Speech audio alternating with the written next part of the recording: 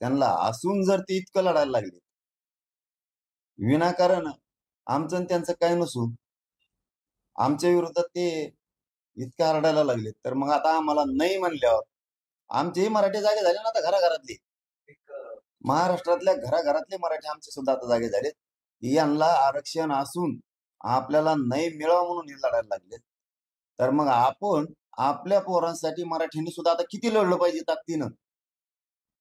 आपल्याला तर नाहीच आहे असं आता मराठीत चर्चा सुरू झाली की आपल्याला आरक्षण नाही. आपण तर आता जीवाची भाजी लावून लढलं पाहिजे. मला लय बेनिफिट झाला उलट. आता नसलेला मराठा राज्यातला एक बाजू झाला.